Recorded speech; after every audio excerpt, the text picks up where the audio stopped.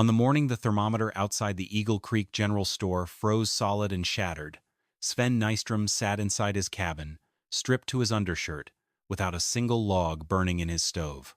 Outside, the Montana sky was a flat, bruised purple, and the wind coming off the Continental Divide did not blow so much as it scoured. It was the winter of 1893, a season that had already earned a reputation for cruelty before December had even begun. In the valley below, the woodpiles of Eagle Creek were disappearing at a rate that terrified the men who had spent their autumns sweating over crosscut saws. Every chimney in the settlement was screaming, throwing thick, dark plumes of pine smoke into the freezing air as families huddled within inches of their hearths. The air outside had plunged to 31 degrees below zero, a temperature where the simple act of breathing felt like inhaling broken glass, and exposed skin would freeze and split in less than 3 minutes. Yet, if you were to walk up the timbered rise to Sven Nystrom's homestead, you would have seen something that defied all logic. No smoke rose from his chimney. The stovepipe extending through his sod roof was completely cold, devoid of the gentle warmth that normally kept a cabin habitable. But if you had peered through the window of his small log home, you would have seen Sven sitting at his pine table, repairing a leather harness, wearing nothing but his trousers and a thin cotton undershirt. His skin was not pinched, his fingers did not tremble, and the water in his wash basin was completely liquid, without even a skin of ice at the edges. To the neighboring homesteaders, this sight did not inspire curiosity. It inspired deep, resentful suspicion. In a community built on shared hardship, doing things differently was often viewed as a form of arrogance, and Sven was a quiet Swedish immigrant who spoke only when spoken to in a halting, heavily accented English that frustrated the local men. "The Swede has finally gone simple in the head," Arthur Vance remarked one evening at the trading post, spitting a stream of tobacco juice into the sawdust. Arthur was a tall, block-shouldered man who had built half the cabins in the valley and prided himself on his knowledge of mountain survival.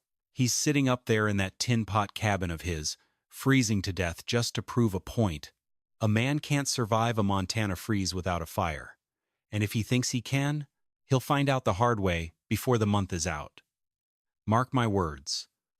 We'll be hauling him out of there feet first by Christmas, and it'll be his own pride that killed him." The others in the post nodded in agreement.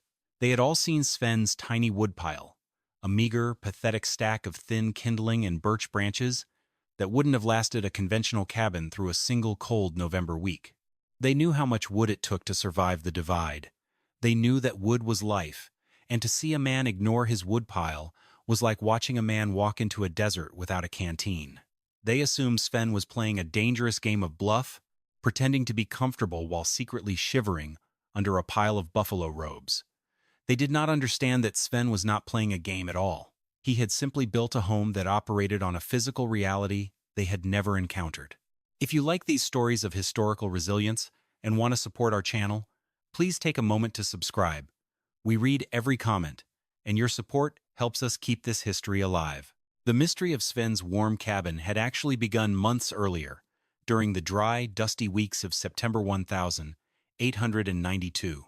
While his neighbors were busy hauling timber and stacking split pine under their lentos, Sven had begun a construction project that made absolutely no sense to anyone who rode past his property. He had built his log cabin earlier that summer, a simple, sturdy 16 by 20-foot structure with tight-notched corners and a sod roof. But as soon as the walls were up and the roof was sealed, Sven did not begin building a traditional stone fireplace or installing a cast-iron stove. Instead, he took a pickaxe and a shovel and began digging a massive rectangular trench directly into the middle of his dirt floor. The pit measured 6 feet long, 4 feet wide, and nearly 3 feet deep, positioned exactly where a sensible builder would have placed a sleeping cot or a dining table. Arthur Vance had ridden past that afternoon, his horse shifting restlessly in the cool autumn breeze. He stopped at the cabin door, looking down into the pit where Sven was sweating, his shovel throwing up clods of heavy gray mountain clay. "What in the name of sense are you doing, Sven?"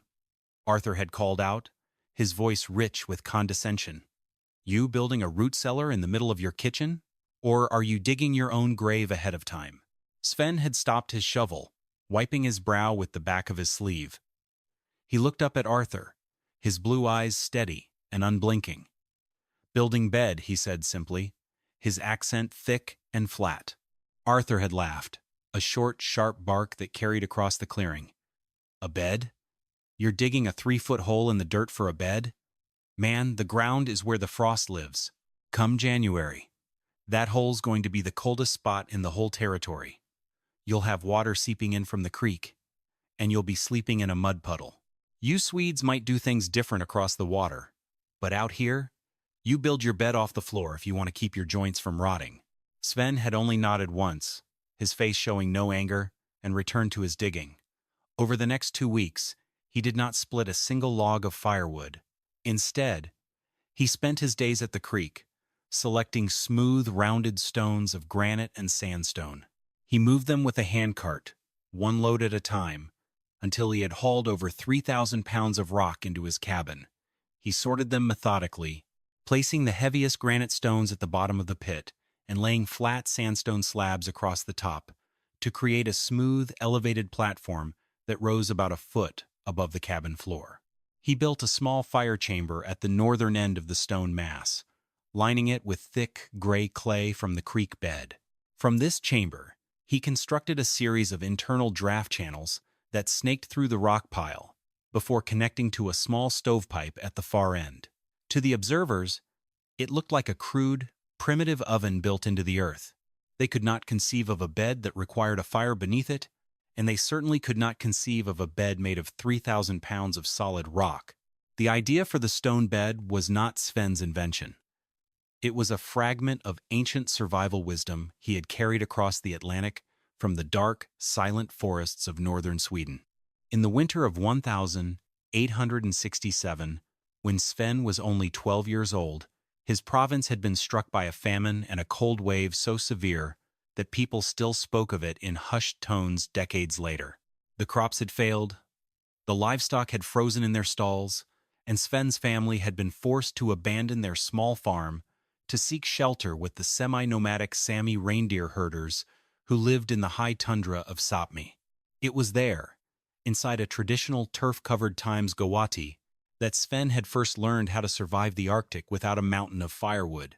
He remembered the smell of that Times Gawati, times with absolute clarity, the rich, earthy scent of wet peat, the sharp tang of burning birchwood, and the musk of reindeer hides curing near the ceiling. The wind outside had been screaming, a low, relentless howl that flattened the dwarf willows and piled snow to the tops of the turf walls. Inside, the only heat source was the aron, the central stone hearth that sat in the middle of the dirt floor. An old Sami herder named Elder Kemi had taken the shivering boy and placed him on the Times Luwasa, the elevated sleeping area that ran along the sides of the dwelling. The Times Luwasa Times was built over a thick bed of smooth river stones, which had been heated by the fire for hours before the family prepared for sleep. Over the stones, Kemi had laid a dense mattress of birch twigs, covered by 3 layers of thick, insulating reindeer hides. "The fire is like a young man," Kemi had told Sven in his soft, rhythmic Swedish, his face lined with the deep creases of a lifetime spent in the wind. "It is loud, it is hot, and it runs away quickly when the work is done. But the stone is like the old man. It is slow to warm, but once it has the heat, it holds it.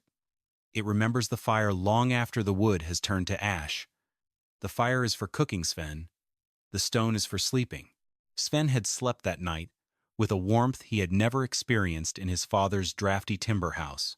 While the fire in the Aran Times was allowed to die down to a few glowing embers to conserve their birchwood, the stones beneath the reindeer hides continued to radiate a gentle, deep warmth that penetrated through his clothes and into his muscles. It was not the dry, baking heat of a stove that left one side of your face hot while your back froze. It was an even, enveloping comfort that lasted until the sun rose 3 hours after dawn. As the storm raged for 3 days, the Sami herders only built a hot fire once every 24 hours, using nothing but a few dry branches and birch bark. The rest of the time, the Times Gawati Times remained perfectly comfortable, heated entirely by the thermal mass of the stones beneath their beds. The lesson had stayed with Sven through his migration to America, through his years of working the timber camps, and finally to his own homestead in the Bridger Range. He knew that the American frontiersmen were fighting the winter with brute force, cutting down whole forests to heat drafty, uninsulated air. He intended to fight it with the quiet wisdom of the stone. By October 1892, Sven had completed the basic structure of the stone bed, but the most difficult and dangerous part of the work was about to begin. River stones are beautiful, smooth, and incredibly dense, but they hold a hidden, lethal danger that every experienced stonemason understands. Because they spend centuries submerged in water, the rock pores are saturated with moisture. If you build a hot fire directly over a wet river stone, the water trapped inside turns to steam instantly. The steam cannot escape the dense crystalline structure of the rock, building up immense pressure until the stone violently detonates, throwing razor-sharp stone shrapnel in all directions, with the force of a black powder charge. Many a frontier builder had lost an eye or been severely scarred by using wet creek rocks in a fireplace. To prevent this, Sven had to perform what he called the curing. It was an ordered, slow process that required immense patience. For 3 weeks in October, he built small, low-heat fires in the external hearth of his stone bed, using nothing but dried grass and twigs. He kept the heat low, just enough to warm the rocks to about 90 degrees, allowing the trapped moisture inside the 3,000 pounds of granite and sandstone to slowly migrate to the surface and evaporate. To his neighbors, this process looked like the final proof of his madness. They would ride past and see Sven sitting outside his cabin, carefully turning rocks over a small, smoldering fire, or tending a tiny wisp of smoke that rose from his cold chimney. The Swede is baking rocks. Arthur Vance had laughed at the general store, his voice booming as the other hunters gathered around the counter. I've seen men get cabin fever in February, but Sven's got it in October. He's up there cooking granite like they're potatoes. I asked him if he wanted some butter for them, and he just stared at me with that flat face of his. The man's going to starve or freeze, and his woodpile looks like a beaver's nest. He hasn't got enough split pine to last him through a hard freeze, let alone a real Montana freeze. Sven ignored the laughter. He knew the cure was working. Each day he watched the stones lose their damp, dark sheen, turning a dry, dusty gray as the water was slowly driven out. By the first week of November, when the first real cold front swept down from Canada and temperatures began dropping into the teens, the stones were completely cured. He sealed the sleeping surface with a thick plaster made of clay, sand, and dried pine needles, smoothing it down until it was flat and even. He laid 3 thick wool blankets over the clay surface, topped with 2 buffalo robes. The stone bed was complete, a massive 3,000-pound thermal battery sitting in the middle of his cabin, completely insulated from the cold earth by a layer of dry gravel and clay. The neighbors were still laughing, but the autumn was coming to an end, and the mountain was about to show them who the real fool was. The physics of Sven's stone bed were entirely different from the heating methods used by the rest of the Eagle Creek settlers, and the difference lay in the distinction between convective and radiant heat. When Arthur Vance built a fire in his massive stone fireplace, the heat was transferred primarily through convection. The fire warmed the air directly in front of the hearth. Because warm air is less dense than cold air, it rose instantly to the high-timbered ceiling, where it pooled uselessly. As the warm air rose, it created a low-pressure zone at the floor level, which pulled cold air in through every gap in the log chinking and every seam in the floorboards. The result was a constant, drafty cycle. The ceiling was 80 degrees, while the floor where the family's feet rested was barely 35. To maintain any semblance of comfort, Arthur had to keep the fire roaring constantly, burning through an average of 100 pounds of split pine every 24 hours. Sven's stone bed, however, was designed to heat through radiation. When he built his 3-hour morning fire, the hot gases did not escape directly up the chimney. They were forced to travel through the serpentine clay-lined channels beneath the stone bed, transferring nearly 80% of their thermal energy directly into the 3,000 pounds of rock. The stones possessed a specific heat capacity that allowed them to store an incredible amount of energy. Heated to an average temperature of 200 degrees, the rock mass held approximately 120,000 BTUs of thermal energy. Once the fire died and the chimney draft was closed, this energy was released slowly and steadily, not as hot air, but as infrared radiation. Radiant heat does not warm the air. It warms objects and bodies directly. The infrared waves traveled outward from the stone bed, warming the log walls, the floorboards, the furniture, and Sven's own body. Because the heat was radiant, there were no drafts, no hot ceilings, and no frozen floors. The entire cabin became a warm, comfortable envelope holding a steady 64 degrees with only 13 pounds of kindling burned each morning. George Kent, a pragmatic neighbor who had worked as a surveyor before homesteading, was the first to notice the mathematical discrepancy.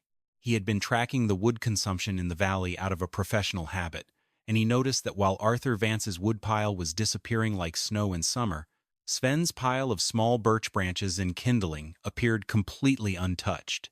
"The Swede's doing something with those rocks," George remarked to Arthur at the trading post, his pencil scratching figures into a small leather notebook. "I've been watching his chimney. He burns a fire for 3 hours in the morning, and then the smoke stops. My cabin's freezing by noon if I let the fire die, but Sven's up there in his shirt sleeves. He's burning 13 pounds of wood a day, Arthur. You're burning 100. That's an 87% savings in wood. If he's not freezing, he's found a way to beat the winter." "He's freezing, George," Arthur said flatly, his voice tight with stubborn pride. "He's just too proud to show it. A man can't beat the cold with 13 pounds of wood. It's against the laws of nature." As November turned to December, the mountain began to close its grip on Eagle Creek Valley.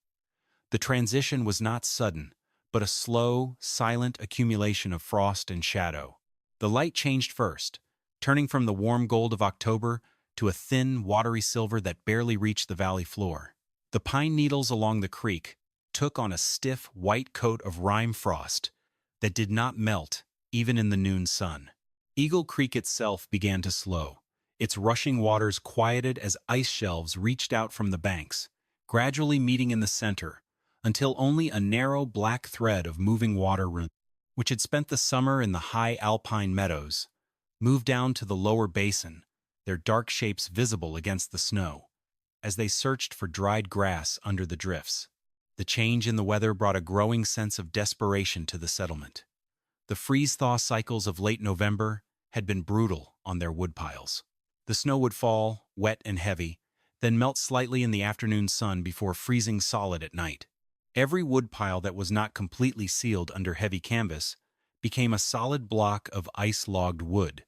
When Arthur Vance went to retrieve his firewood, he had to use a crowbar to pry the logs apart, his hands numb and clumsy in his wool mittens. The wood was damp, the moisture frozen deep inside the grain.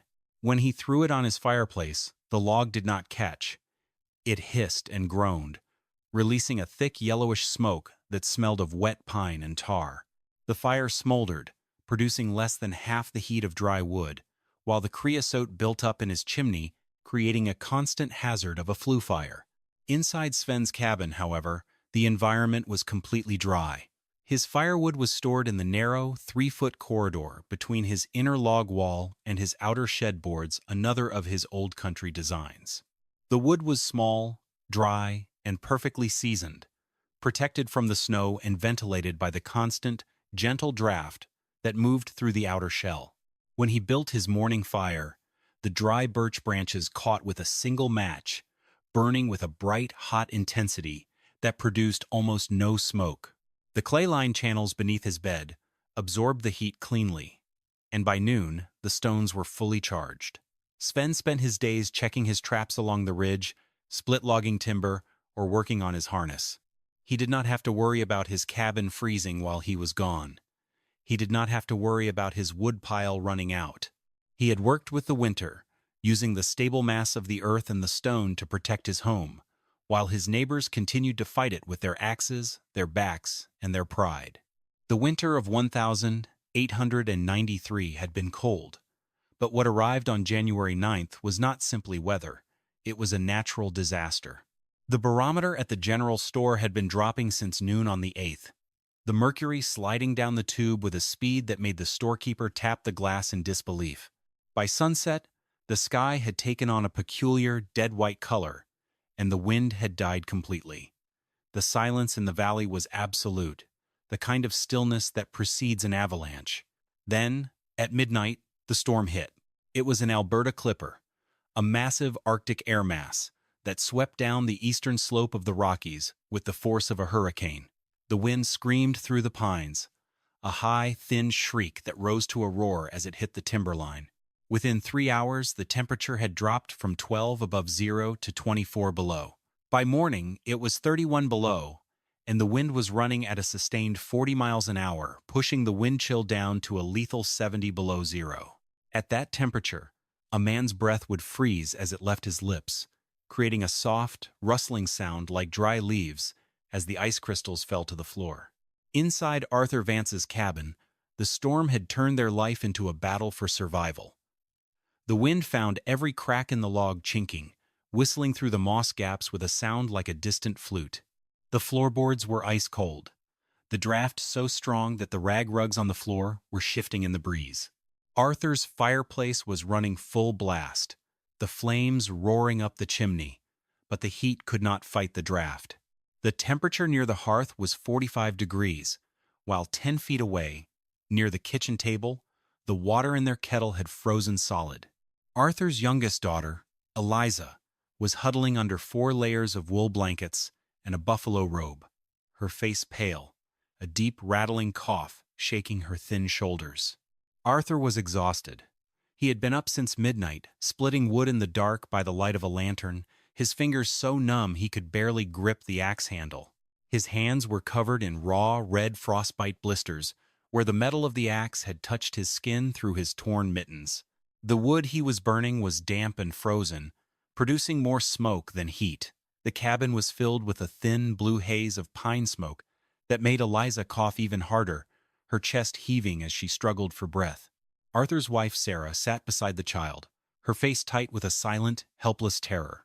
They were burning through their wood at a rate of 110 pounds a day, and Arthur knew they had less than a week's worth of split pine left under the lintel. If the storm did not break, they would be burning their furniture by Sunday. By the evening of January 13th, the blizzard had been raging for 4 days without a moment's relief. The snow was piled 8 feet high against the north walls of the cabins, burying the windows and turning the valley into a silent, white desert. George Kent had been watching Sven Nystrom's cabin through his surveyor's transit from his window, and he noticed that no smoke had left Sven's chimney since 9 o'clock that morning. It was now 7 in the evening. The temperature outside was 29 below zero, and Sven's cabin had been dark and silent for 10 hours. George felt a growing dread. He knew Sven had only a small woodpile, and he feared the Swede had finally succumbed to the cold, his weird stone bed turning into his tomb. George wrapped himself in his heaviest buffalo robe, pulled a wool cap over his ears, and stepped out into the screaming white chaos. The wind knocked him to his knees twice, the snow-stifled air making him gasp for breath as he struggled up the rise to Sven's property. When he reached the cabin door, he knocked, his wooden mittens creating a dull, dead thud against the timber. He expected no answer. He was preparing to shoulder the door open when it swung wide. Sven stood there, wearing nothing but his trousers and a wool shirt, his face relaxed and warm. "George," Sven said, his voice calm and even. "Come in." Cold out. George stepped through the door, and the warmth hit him like a physical blow. It was not the dry, intense heat of Arthur's fireplace. It was a steady, silent, enveloping comfort that seemed to rise from the floorboards themselves. He checked his surveyor's pocket thermometer. It read 64 degrees. Arthur Vance had followed George's tracks through the snow, his face gray with exhaustion, his shoulders hunched against the wind. He stumbled into the cabin, his hands shaking as he pulled off his mittens. He looked around the warm, quiet room in disbelief. No fire burned in the stove. The hearth was completely dark, yet the cabin was warmer than his own home had been in days. "Touch," Sven said, gesturing to the stone bed. Arthur approached the platform, his hand trembling as he reached out. He placed his bare palm against the clay-plastered surface of the stones. They were warm, not burning, but a deep, steady 110 degrees, radiating heat like a sun-warmed ledge in August. Arthur's eyes filled with tears, the physical relief of the warmth overcoming his stubborn pride. He sat on the edge of the bed, his head sinking into his hands, as the deep, radiant heat began to thaw the frostbite in his fingers. "Sleep here," Sven said quietly to Arthur. "Bring family tomorrow. Bed is warm, no fire needed." That night, Arthur Vance slept on Sven's stone bed, wrapped in a single wool blanket. For the first time in his 15 years in Montana, he did not wake every 2 hours to feed a fire. He did not hear the draft whistling through the logs. He slept in a steady, radiant warmth that did not fade, his body absorbing the heat that the 3,000 pounds of river stone had stored. It was the night his pride died, and his wisdom began. The storm finally broke on January 16th, the wind dying down to a gentle breeze as the sun rose over a valley transformed. The damage across Eagle Creek was severe. 3 families had lost their livestock, and nearly every cabin had suffered some degree of frost damage or wood depletion. But the true story of the winter was what George Kent had recorded in his notebook. He had systematically compared the wood consumption of the cabins during the 6-day freeze, and the numbers were irrefutable. Arthur Vance's cabin burned 100 pounds of wood daily, maintained an average temperature of 49 degrees, and experienced constant freezing drafts. Sven Nystrom's cabin burned exactly 13 pounds of wood daily. During his morning heating cycle, maintained an average temperature of 64 degrees, and experienced no drafts, confirming an exact 87% wood savings. The conversion of the valley was immediate. Arthur Vance did not wait for spring to admit his error. At the next gathering at the trading post, he stood before the other settlers, his hands still bandaged from frostbite, and spoke with a quiet, humble authority. "I called Sven a fool," Arthur said, looking around the room at the men who had laughed with him in October. "I told you his European tricks wouldn't survive a Montana freeze. But while my family was shivering, and my daughter was coughing her lungs out, Sven was sitting in his shirt sleeves on a bed of warm stone. He burned 13 pounds of wood to my 100. I've been building cabins for 30 years, but Sven Nystrom taught me how to survive. The only fool in this valley was me." By April 1893, when the ground thawed enough to work, 5 families in Eagle Creek had begun excavating their cabin floors to build stone beds under Sven's direction. The technique spread quickly through the territory. Olaf Hendrickson, a Norwegian homesteader near Missoula, adapted the design by adding a second stone mass, a heated bench near the cabin center, which improved the heat distribution even further. The weird Swede's trick was no longer a joke. It had become a respected frontier building tradition, a silent monument to a winter when pride gave way to the practical grace of the stone. Today, the hand-carved stone beds of Eagle Creek have mostly crumbled back into the Montana earth, their pine cabins long since replaced by modern homes. Yet, the deep gravel pits and smooth river stones still rest beneath the soil, quiet monuments to a winter when pride gave way to the gentle grace of warmth. Sven Nystrom never patented his design or asked for credit, believing that survival was not a secret to be sold, but a gift to be shared. His neighbors didn't just inherit a warmer way to sleep. They inherited the humility to look past the unfamiliar and find the truth hidden beneath. In the end, the stone beds proved that the best solutions are rarely the loudest or the most complex. Sometimes, when the storms of life howl the loudest, the path to survival is as simple as remembering the quiet, ancient wisdom that our ancestors already paid for with their lives.